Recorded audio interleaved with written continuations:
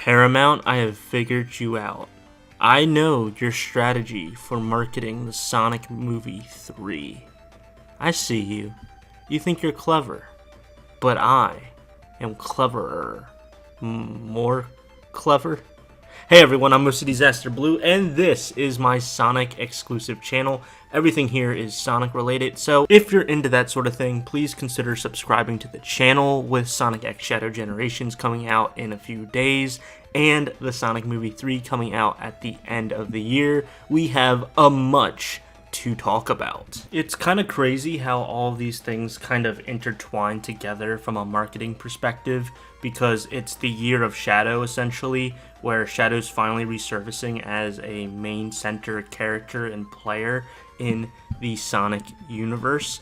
And it's just really cool to see that unfold and see how they're putting a game and movie kind of in the same window or the same quarter to really get people excited. Now, Sonic X Shadow Generations isn't necessarily a new game, but it's kind of like a new game plus extra content, including the Black Hedgehog we all know and love. And then the movie is going to be where he gets all his love as he enters the live action scene. Well, live action, but he's not real, okay guys? I hate to break it to you, but Shadow and Sonic are not real, and when we say live action, it's still actually technically animated. Okay, let's calm down.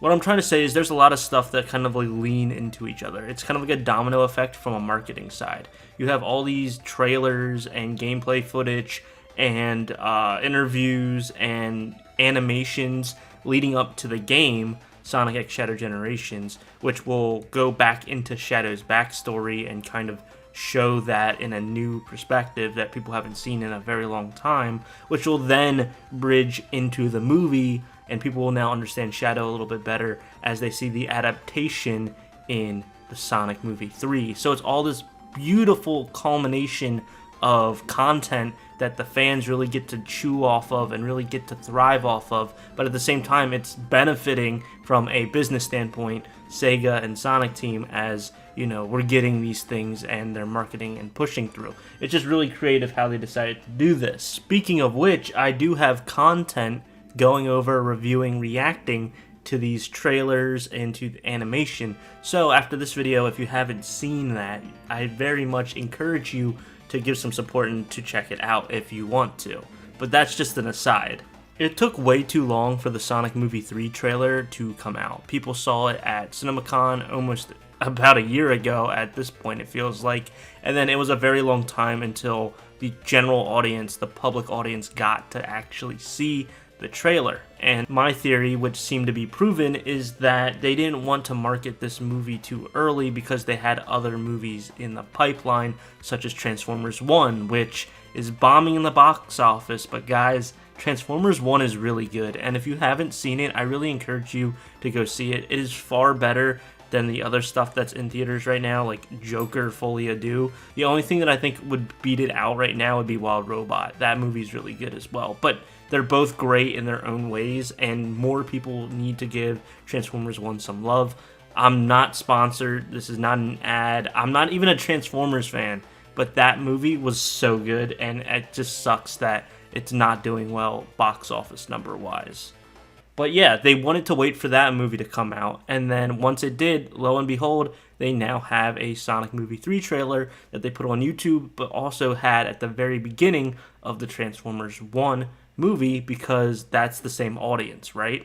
It's very recognizable IP, but at the same time, it's both for kids and for people like me who are adults but grew up with these characters. So it just made perfect sense. But then after that, it's been radio silence, besides them marketing Sonic X Shadow Generations and revealing that there is a movie version of Shadow and a movie level in Sonic X Shadow Generations that'll come out later as future DLC. The only other thing we've gotten for Sonic movie stuff is just little rumblings and rumors. So the question is, well, when's the next trailer coming out? And I think I figured it out. I think I figured out what Paramount is doing. I think they're really pushing for these movies that are not Sonic to come out, and then once they release those movies and once they're in theaters, then they'll slowly release a Sonic Movie 3 thing, and then it'll go back to being silent, and then rinse and repeat. So Smile 2 is the next movie that's coming out from Paramount. It's coming out in a few days. I personally loved the first Smile movie, but it's not really appropriate to show a Sonic movie trailer before that movie. For those of you that don't go to the theaters much, they normally pair the theming of the movies and the studios along with the audience in with that beginning 30-minute long trailer session, where if you're watching a horror movie, you're most likely just going to get other horror movie trailers or something in that same genre. If the movie's rated R or PG-13, you're mostly going to get PG-13 and rated R trailers. That's not always the case, but it would be very jarring to have the Sonic Movie 3 trailer show up and then go right into a horror movie, Smile 2. But you never know. It's the same company, it's the same studio, so they might want to throw that in as advertisement. Now, do I think it's going to be a new trailer for right before Smile 2 if they even do show it? No. But I do have a theory that once Smile 2 hits theaters and it's been like a day or two and they're done the marketing push for that movie, they're then going to release a second trailer for Sonic Movie 3.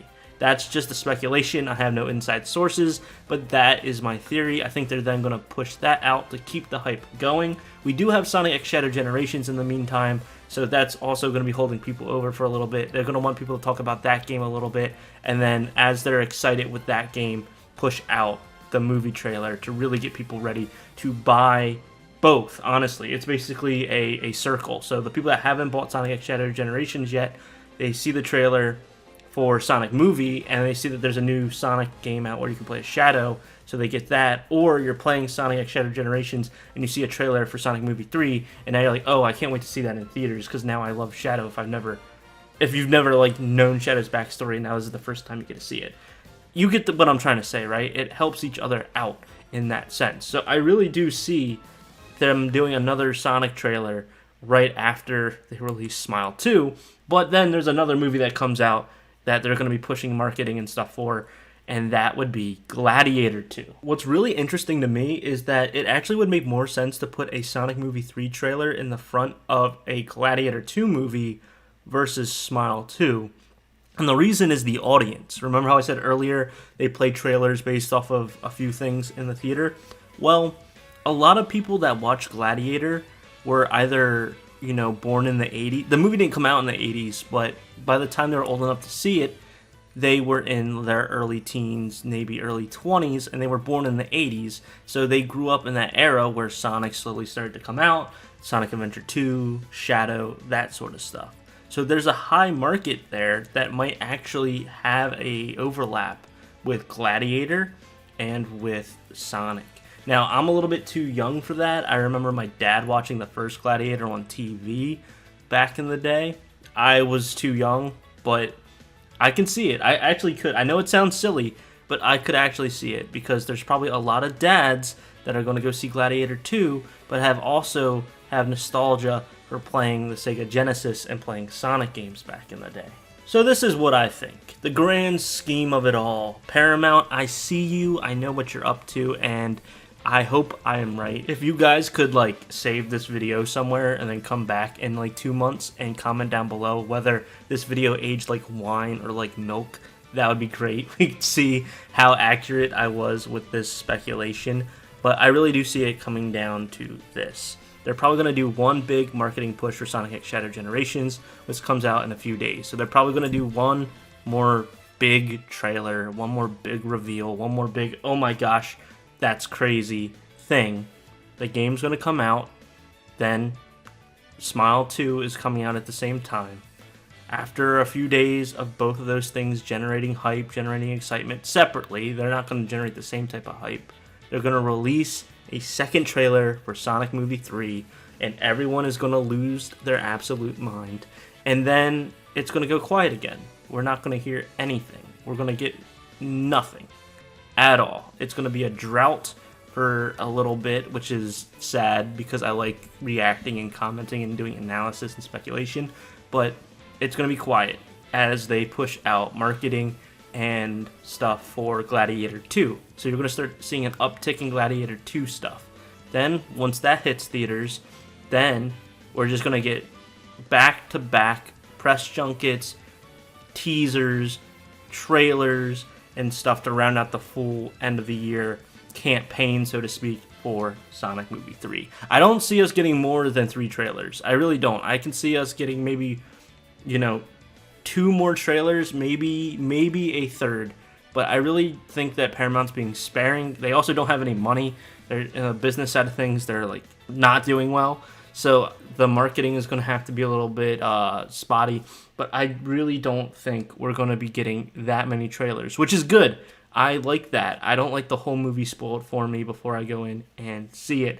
And the first trailer already showed a lot. So we're just going to have to see. What do you guys think of my speculation? Do you think I'm correct? Do you think I'm wrong? What do you think? Let me know down in the comments. Thank you all so much for your support lately on these videos. I have been grinding. I've been working on a lot of projects relating to Sonic, and a lot of you have been there to help me out. Whether you're returning from already being subscribed or you're considering subscribing, even if you're not, thank you for watching the video all the way through. I really do appreciate your time investing in this channel. I love Sonic, so it's just great to actually have an outlet to release this passion. If you want to check out some of my other videos, I'd greatly appreciate it. I currently just started a new series on how I would remake Sonic Forces because that game had so much potential but fell so flat on its face. I also, like I said earlier, have a bunch of reacting and analysis content on the Sonic X Shadow Generations game coming out, along with Sonic Movie 3 stuff. I have some walkthroughs where I'm not talking at all. If you just want to relax and just watch some gameplay footage, I have Sonic Forces, I have Sonic Frontiers, I have Sonic Superstars. That's all a playlist that you can check out on the main tab of this channel. And last but not least, there will be a lot of content regarding Sonic X Shadow Generations when it comes out in a few days. I got the digital deluxe version, so I get to play it early, so you will be seeing tons of stuff regarding that. I'm OCDsaster, and I hope you have a super Sonic rest of your day. See ya.